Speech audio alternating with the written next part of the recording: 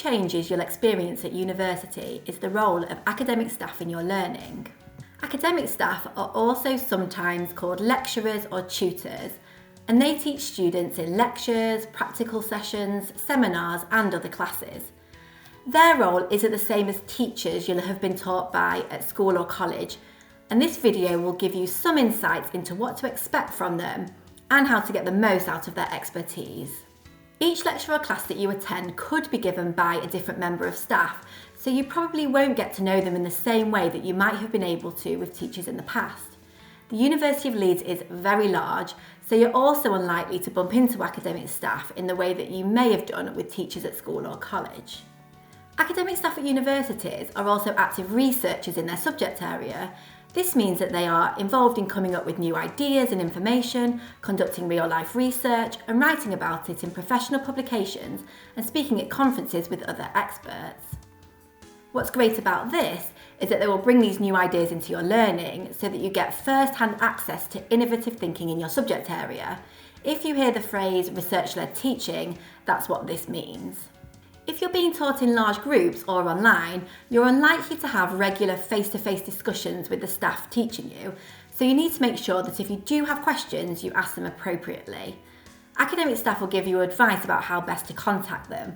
Some will prefer email, others may set up online discussion boards, or there may be fixed times at the beginning or end of lectures and classes for questions. Sometimes staff will ask you to save your questions for the end of the session. And it's a good idea to note down exactly what you want to ask so that you don't forget. Other students are likely to have similar questions, so by asking these, you'll be helping others as well as getting clarity for yourself. If you are in an online classroom, you could ask questions in the chat, and some people prefer this to speaking in front of a large group. Asking questions in classes can help you to get issues resolved quickly, and it can be more effective than email, as you can ask follow-up questions if something isn't clear. Most academic staff will also offer office hours where you can meet them either in their office or in an online meeting to discuss a specific issue. You should normally email them in advance to check that they are available, and making a note of what you want to discuss will help you get the most out of these meetings.